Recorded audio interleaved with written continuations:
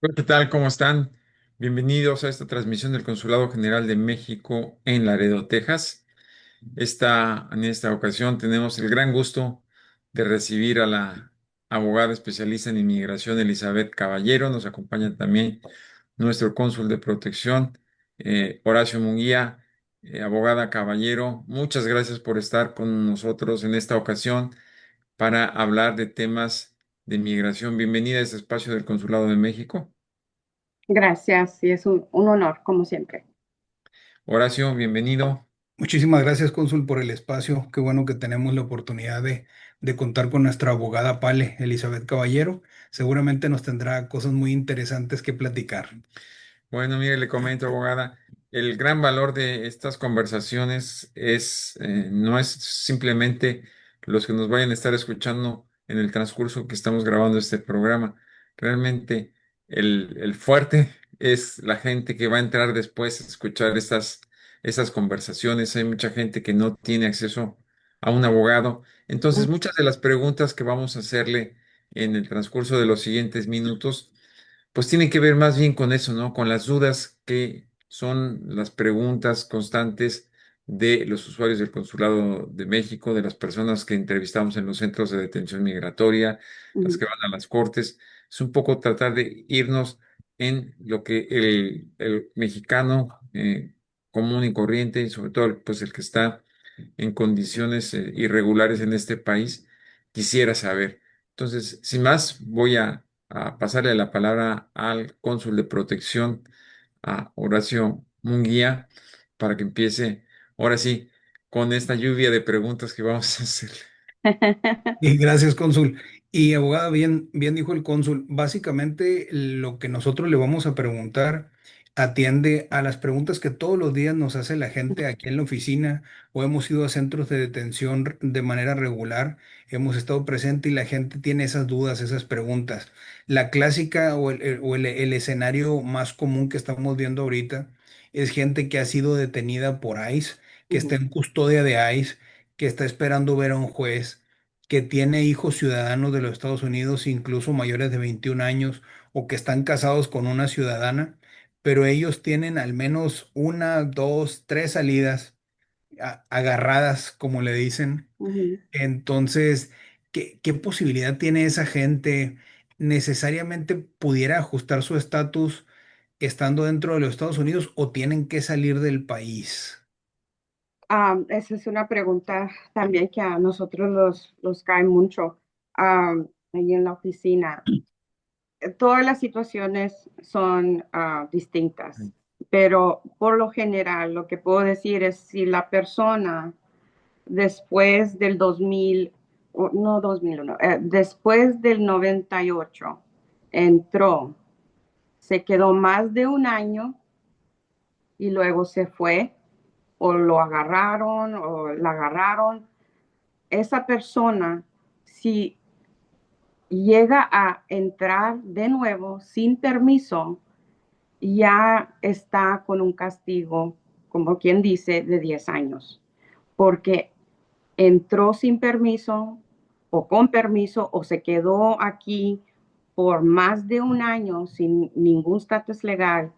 Al salir y luego otra vez regresar sin permiso, esa persona tiene, o sea, va a ser bien difícil para que esa persona pueda ajustar su estatus legal o para arreglar por medio de una esposa. Ahora, esa situación no aplica con alguien que califica para la visa U, para la VAWA, para la T. Eso solamente aplica para esas personas que van a arreglar a través de una petición familiar. Uh, Otro es, si la persona entró, se quedó por muchos años, ya nunca salió, si está detenido y, um, o sea, no tiene los requisitos para pedir un alivio con la corte, todavía puede seguir un proceso consular si es que la persona sale voluntariamente. O sea, la persona no va deportada o la persona, vamos a ponerle, no sale bajo fianza y luego ya nunca van a la corte, entra una orden de deportación. No, si la persona califica y esas son las personas que entraron una vez, nunca se fueron, están casados con ciudadana o ciudadano, todavía tienen oportunidad de arreglar con un perdón si es que se van bien de los Estados Unidos. Y para todos estas diferentes maneras de arreglar o de pedir fianza, en casi todos los casos no aplican las reglas normales a esos casos de VAWA, de la visa U, la T, o sea, esos son casos especiales o para los juveniles especiales. Todo es un poquito diferente para esos tipos de casos. Todo lo demás se puede aplicar estas reglas por lo general.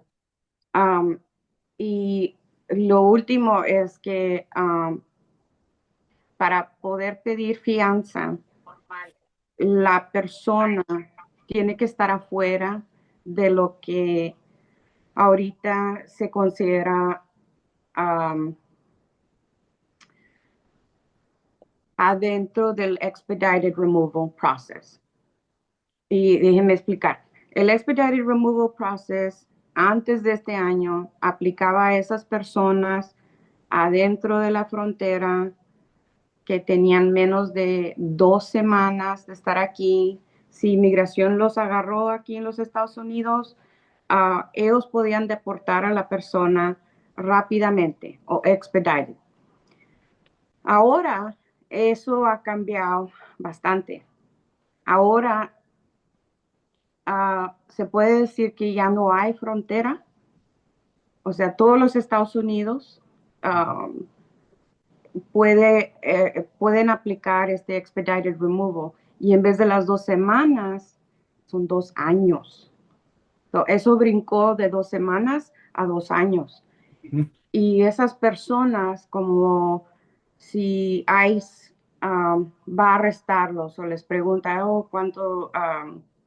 Bueno, vamos a hablar de eso también, pero si ICE está buscando a alguien para arrestarlo o tienen causa para arrestar a la persona, en esos primeros momentos es bien importante decir, tengo 10 años de estar aquí, tengo 5, 15, o sea, tiene que ser fuera de esos 2 años, porque eso lo está haciendo casi imposible pedir fianza para personas en esa situación.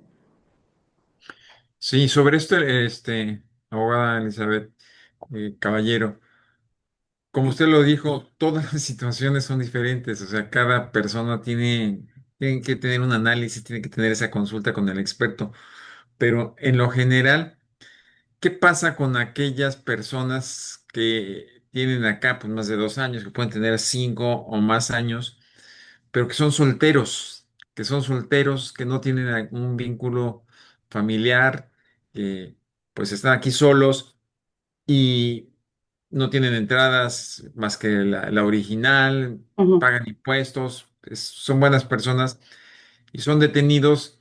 ¿Qué tanta posibilidad tienen frente a un juez migratorio de que el juez pueda decir, bueno, pues te vamos a quitar a ti la orden de deportación porque pues no hay nada, o sea, no hay nada alrededor de esas personas? Hace o un año para atrás, yo le pudiera haber dicho, vamos a seguir con una moción para terminar los procedimientos porque no hay prioridad. En este caso, no hay antecedentes penales, no hay récord con inmigración. Esta persona no es prioridad para deportar. Todo eso ha cambiado. Y a lo mejor antes yo hubiera dicho, ¿sabes qué? Vamos a tratar de sacarlo bajo fianza. Si tienes asuntos para cerrar, vender propiedad, ah, contactar familia en México para estar bien. Ah, vamos a, tratar de alargar el proceso para que te vayas bien.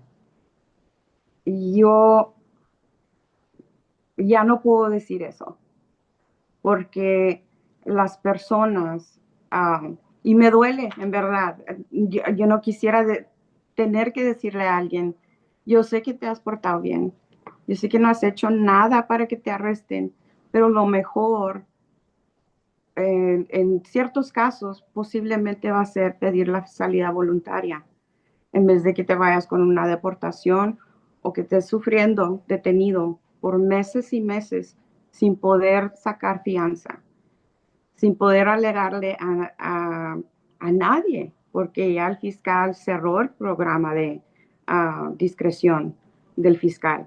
O sea, ellos ya no pueden cerrar casos solamente porque la persona es buena persona y no hay por qué deportarlo. Eso ya no existe. Entonces, con muchos casos, desgraciadamente, va a ser asesorar a la persona si no hay alivio, si no ha sido víctima de ciertos delitos, si no estás casado, no tienes hijos, o sea, no tienes muchos lazos aquí en los Estados Unidos, lo mejor posiblemente va a ser pedir la salida voluntaria.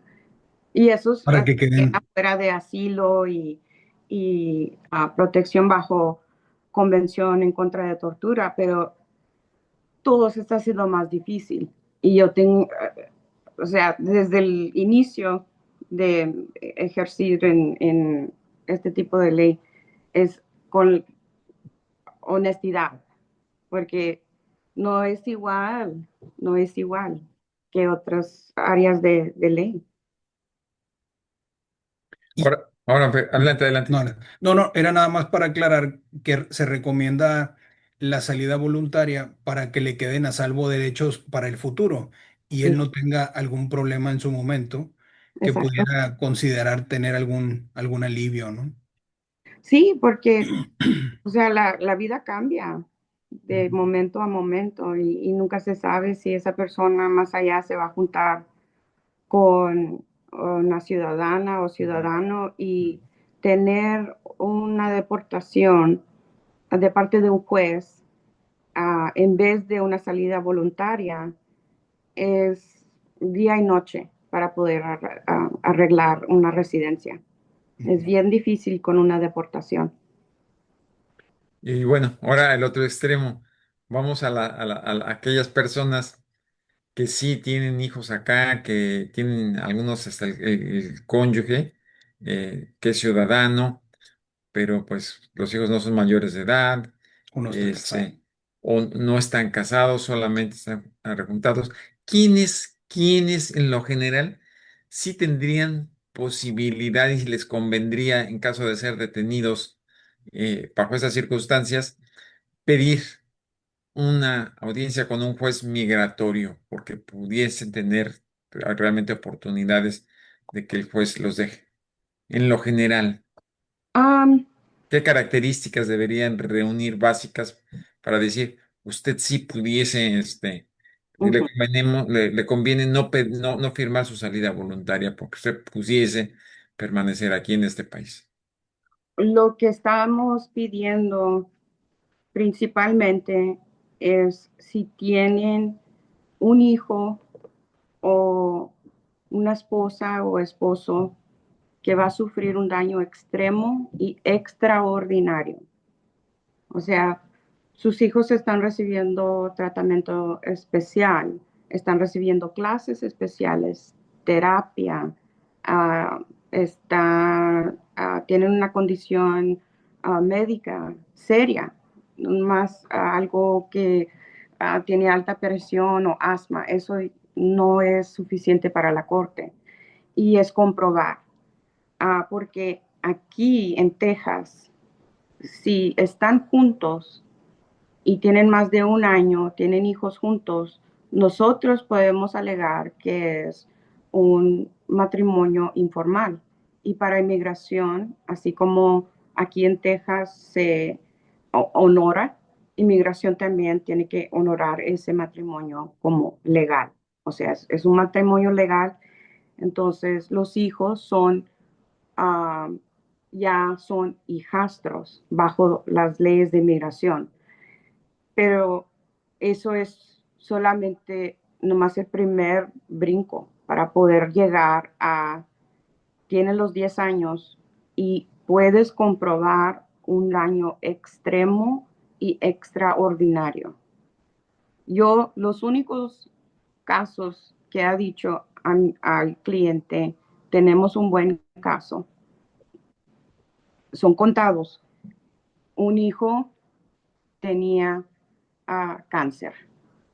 Ujú. Todos los demás, yo les digo, va a ser difícil y pueden tener diferentes terapias y condiciones, pero sin algo que sale fuera de lo normal, es un caso difícil comprobar. So, eso sería lo primero que yo preguntaría. Ok, tienes los 10 años, estás junto con alguien, ya tienen más de un año, pero tienes o pueden obtener rápidamente documentos para comprobar un daño extremo y extraordinario. Si no, entonces estamos viendo, se puede ser un proceso consular. um, o podemos buscar otra manera, o sea, cuántos años tienen los hijos. So, ya, sí es difícil um, poder recomendar la salida voluntaria con esas personas que ya tienen sus familias y sus vidas aquí, pero en ciertos casos, especialmente por lo que está pasando en inmigración ahorita, va a ser lo mejor para la familia. O sea, tener un papá o una mamá detenida por meses y meses y luego al fin de cuentas ser deportado en vez de una salida voluntaria no le está ayudando a la familia. Abogada, también hemos escuchado que el demostrar también un buen carácter moral al juez Ujú, también ayuda, ¿no? Y que eso englobaría un poquito, obviamente no tener antecedentes criminales, gente que no ha tenido ni siquiera un ticket, porque te lo dicen, no ha tenido ni un ticket, ¿no? De tránsito, ujú, gente que a pesar de no tener un estatus legal para trabajar y vivir dentro de los Estados Unidos, paga impuestos, ujú, tiene un IT number por ahí y han desarrollado sus negocios y pagan impuestos. Todo eso va acumulándose para poder ir al juez y decirle, soy una persona con un buen carácter moral, soy cabeza de familia, hay ujú. un, y lo que comentaba de un daño extraordinario o un sufrimiento extraordinario para la familia o los hijos, ¿no? Todo el tiempo, todos los factores positivos los toma el juez en cuenta. Esos son como ah, personas que conocen, o sea, cartas de buen carácter o impuestos. Ah, si son dueños de un negocio, el ITIN, y si registró el negocio con la secretaria del Estado, todos los bienes que tiene la persona, si son dueños de su casa o están comprando la casa, todo eso se toma en cuenta cuando el juez está decidiendo, no solamente para fianza, pero también para el caso, porque una, una porción, además de tener los elementos, tiene los 10 años, los hijos, una porción de esa decisión es discreción del juez. Si el juez piensa que la persona lo merece. So, yeah, todo eso sí cuenta. Y hemos visto también otra situación donde desafortunadamente pues la gente, en este caso los padres, tienen al menos un par de salidas, ¿no? De que los detuvieron, deportaron en su intento de ingreso a Ujú, Estados Unidos y obviamente han estado aquí, el hijo ya tiene más de 21 años, obviamente están en esta situación que solamente pudieran a lo mejor a ajustar su estatus a través del proceso consular y pasados tal vez los 10 años que comentábamos, ¿no? Pero hay una excepción para los que están en el ejército, para los padres de hijos que están en el ejército y es como una especie de, eh, Perdón. sí, un parole in place, ¿no? Algo así para militares, para derivado del military parole in place o algo así le llaman, ¿no? No. Ujú. So, el military parole in place es como para esposas o esposos, hijos o padres de miembros del ejército que están escritos ahorita, que tienen orders.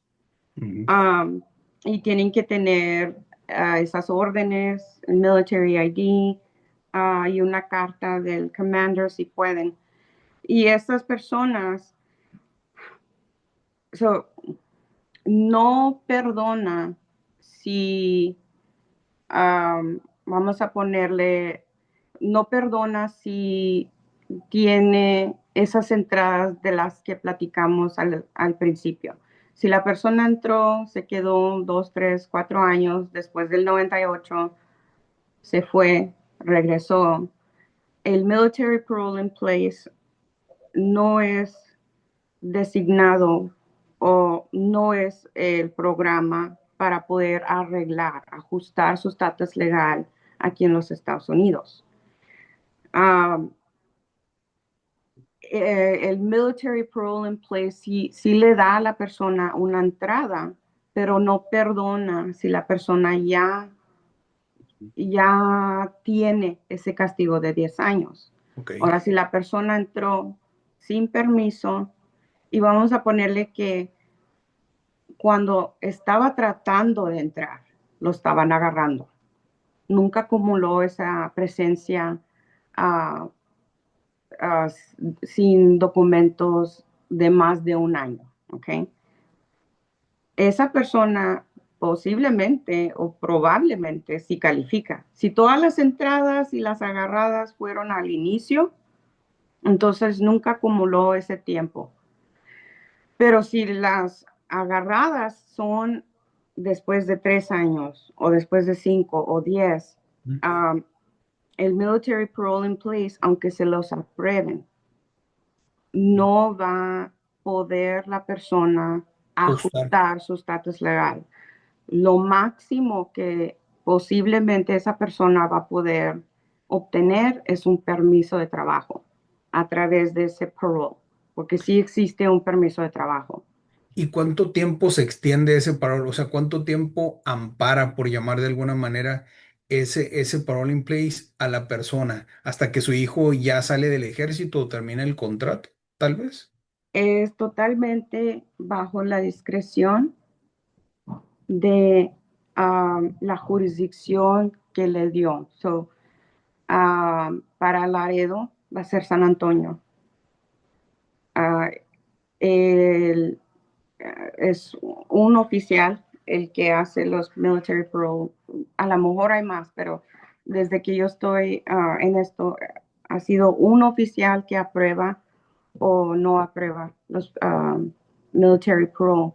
Y es casi completamente discreción de la oficina. Entonces, si ellos reciben memos o guías que dicen, ya no vamos a dar, ahí se acaba. No es, mande. Otra situación que hemos estado viendo en los centros de detención Ujú, tiene que ver con personas que estaban haciendo algún trámite, que estaban en un proceso, ¿sí? Y que a partir de los papeles que tenían en eso, incluso podían cruzar o cruzaban muchas veces por los puntos de revisión, los ujú, checkpoints de la patrulla fronteriza, y pasaban sin problema, incluso como usted dijo, ¿no? Que estaban muchos en esas situaciones, tenían incluso un permiso de trabajo, ¿no? ujú. ¿Qué tanto cambió esto para que los detengan ahora, en el momento en que se acercan a una autoridad, o tienen un encuentro? La, las prioridades de inmigración cambiaron casi de un extremo al otro. um, Cuando entró esta administración. Y en lo que cambió, en lo que le afectó a esas personas, es que antes era discreción de el oficial, de ICE, de CBP, todas esas agencias tenían discreción, pero también tenían prioridades. Las prioridades de la otra administración eran personas con antecedentes penales, con muchas agarradas, gente que tenía violencia o sea, había um, guía. Estas personas son prioridad para deportar y estas personas no. Cuando entró este nuevo presidente, básicamente dijo, todos son prioridad si no tienen estatus legal aquí. Y técnicamente, cuando la persona está arreglando um, una aprobación de la primer petición, no da estatus legal. Pero vamos a ponerle un año atrás, la persona iba a ver, pues ya está arreglando. Mm, las cortes están rete llenas. No vamos a poner a esta persona que si lo revisan no tiene antecedentes penales, ya está con la aprobación de la primera petición, ya está para arreglar, porque lo vamos a poner en procedimientos. Había factores que se iban a fijar y yo les decía a todos mis clientes, desde que los agarren, están presentando ustedes factores positivos. Tengo hijos, tengo petición. Ahora no hay, como quien dice, no hay factores. Es sí o no. ¿Estás aquí legal o sin estatus? Si estás en este otro grupo que no tiene estatus legal, entonces lo más probable es que van a arrestar, van a detener, van a poner en procedimientos, porque ahora USCIS también puede poner a personas en procedimientos de deportación. Antes tenían la discreción de hacerlo, pero ahora no. Y ellos ven como esas personas que están detenidas y que ya estaban siguiendo un procedimiento, si ellos, vamos a ponerle, niegan el caso, no porque el matrimonio no es legal o el matrimonio no es bona fide, sino porque posiblemente no entregaron ciertas evidencias. Cuando ellos niegan el caso, la persona ya no tiene ningún estatus legal y ellos van a darle el NTA porque eso ya está pasando. Y por eso hay personas ahorita que están detenidas que estaban siguiendo un proceso. Puede ser un RFE que no entregaron. Sobre ese punto, una pregunta. Ujú. Del NTA, las personas que entraron con un NTA, pues no entraron indocumentadas. Si bien no tenían un estatus migratorio, sí tenían un permiso para ingresar temporalmente a Estados Unidos para presentarse a un juez migratorio a ver su situación, que generalmente era de asilo. Cuando la actual administración decide cancelar esos NTA, Ujú. pues se quedan con una situación en el limbo, ¿no? Pero formalmente no se les puede acusar de que cruzaron o que ingresaron indocumentados. Se les puede acusar de que están aquí sin documentos, pero no cruzaron indocumentados. No, no puede haber ese cargo de origen. ¿Esto es correcto? Correcto. Ellos fueron admitidos y inspectados como si la persona entró con un permiso. Lo, Cuando cancelaron ese programa, también comenzaron a cancelar los paroles. Entonces, las personas um, sin culpa de ellos, sin ninguna culpa, porque ellos hicieron todo derecho, o sea, trataron de entrar con permiso y ya la mayoría de las personas que estaban entrando con el CBP-1 programa, o sea, ya estaban entregando la solicitud de asilo o el TPS si eran de Venezuela. Um, pero cuando se retiró eso, o sea, se quedaron sin ninguna protección. Abogada, y la gente que tiene DACA, permisos DACA, que al final el DACA es como una especie de parol o están en esa situación porque no está definida, no está definido su estatus. Más bien, el DACA es bien parecido al TPS, Ujú. Ok. porque la primera protección es amparar una deportación. Um, con el TPS sí se está viendo que se está cancelando ciertos países, ya no van a poder arreglar o ya no tienen esa designación como Venezuela, como lo que pasó con Venezuela. El DACA um, todavía no lo tocan, pero es una protección muy parecida a la del TPS, en que los dos beneficios son igual. Es protección en contra de la deportación y permiso de trabajo. Técnicamente, eso no es como un estatus legal como la residencia, como la ciudadanía o asilo, refugiado. Um, para esas personas, porque hay muchas personas bajo DACA que van a poder arreglar una residencia. Salieron con el parole, con el permiso, entraron con el permiso.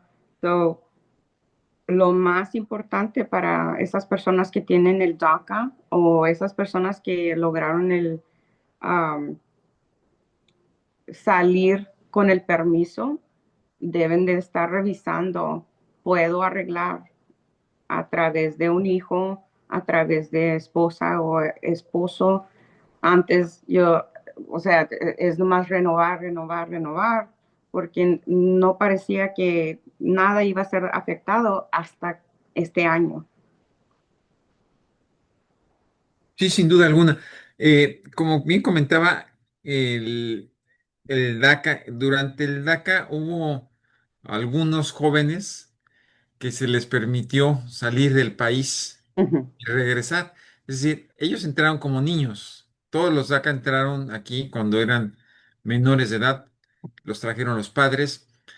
Y después hubo varios programas de visitas, de programas culturales. Y entonces tenían un parol para ir a sus lugares de origen y regresar. Entonces, estos chicos eh, borraron, de hecho, por así decirlo, o sea, no sé cuál es el tipo de prescripción de la entrada indocumentada. Entiendo que hay un periodo, creo que es 5 años, no estoy muy seguro de ello. Pero estos chicos, de todas formas, borraron de su expediente su ingreso indocumentado, porque al salir como DACAS y regresar a Estados Unidos, ujú. pues entraron por un puerto fronterizo. Aquellos chicos que llevan muchos años y todo esto, eh, pues, ¿cuál sería su defensa frente a un juez migratorio en caso de que sean detenidos? Si califican para, o sea, la residencia a Como un través, daño, se encuentran un DACA donde van a buscar una persona que sí están buscando y dicen, bueno, pues tú también estás siendo comentado y básicamente pues están llevando a todos, no están haciendo diferencia.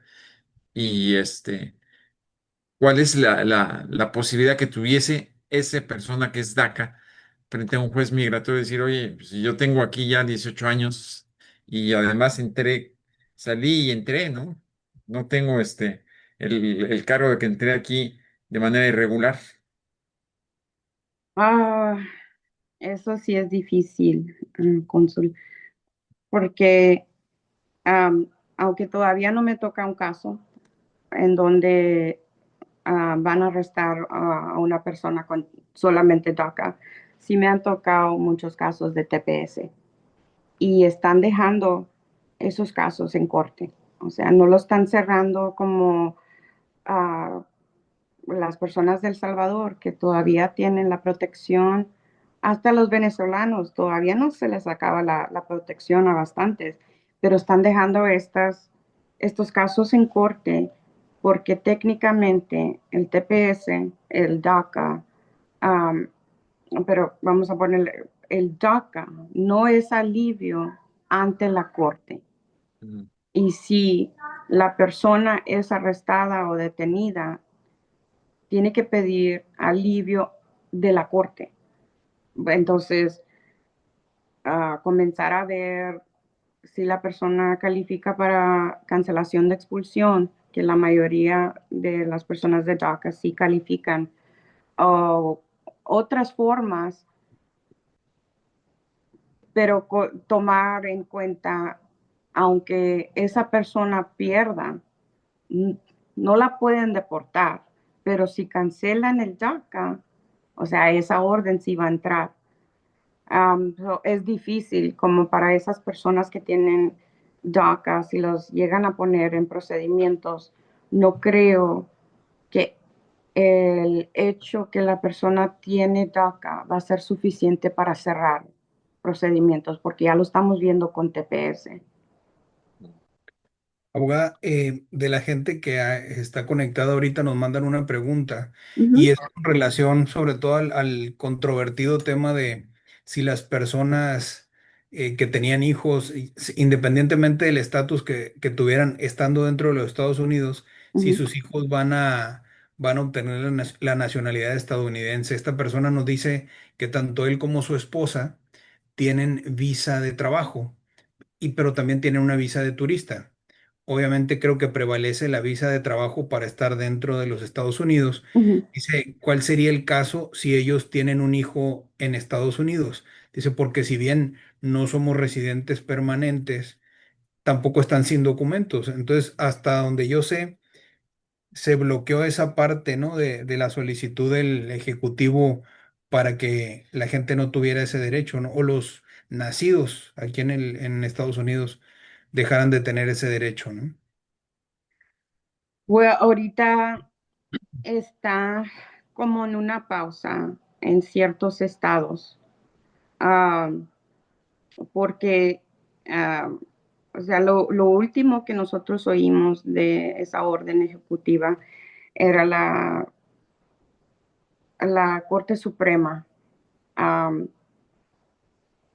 que no llegaron al punto de la ciudadanía en el caso, pero sí dijeron que estas injunctions, o sea, las pausas de ciertos casos, no aplican por toda la nación. Entonces, si vamos a ponerle aquí en Texas, se comienza a aplicar esa ley. No va a ser hasta que el caso se llegue a la Corte Federal de Texas para poner esa pausa. Nosotros ya no podemos depender en otros casos, en otros estados, para esa pausa. Um, es, es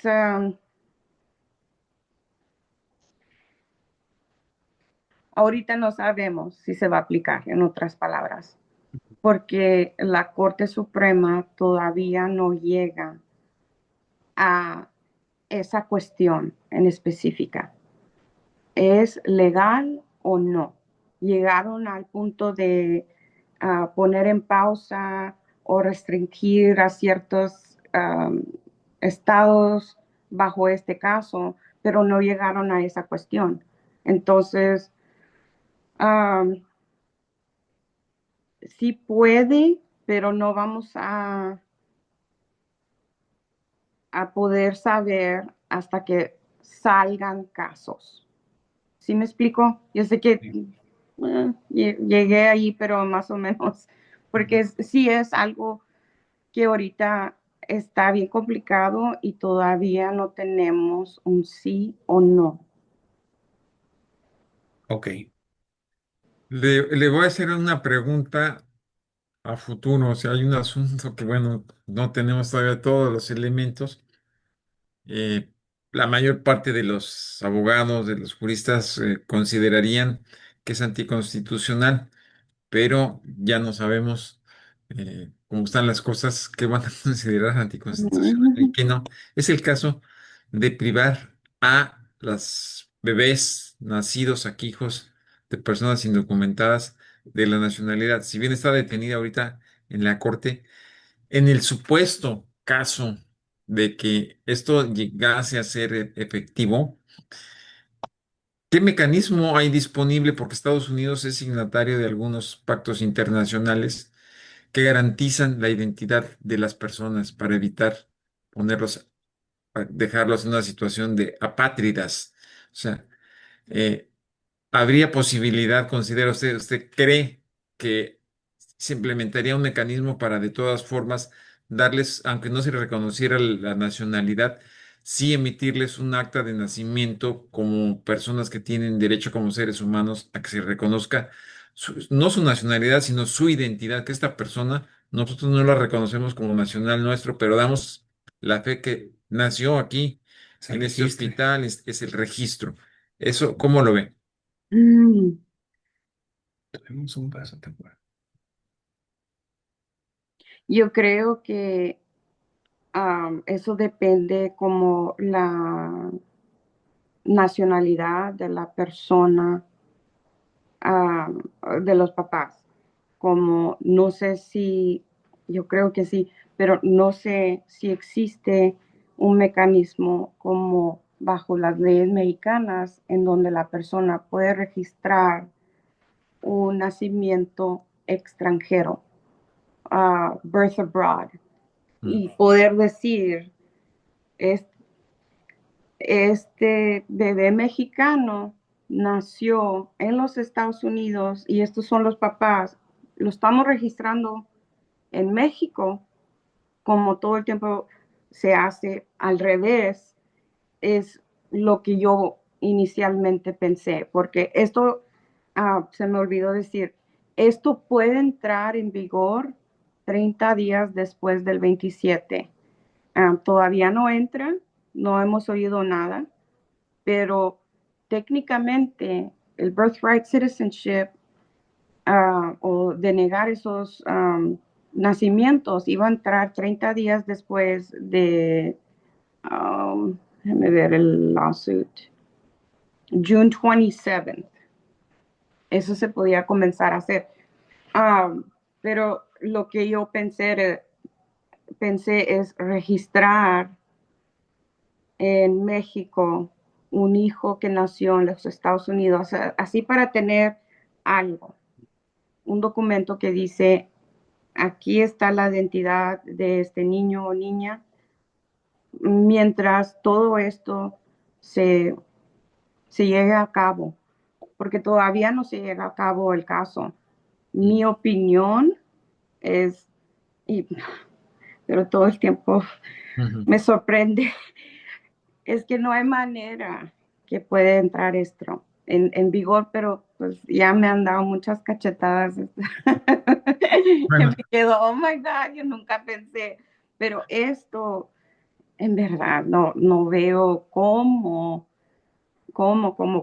puede entrar, pero yo digo que sí hay otras maneras, y también tratar de registrar en el hospital los estadísticos, um, aunque no se entregue a el Estado, se puede sacar como nomás un registro La de que misma. del birth, lo del que certificado del nacimiento, así es. Ujú. right. Sí, porque hay una situación que tenemos, no he visto ninguno de los casos en específico, pero entiendo está regulado.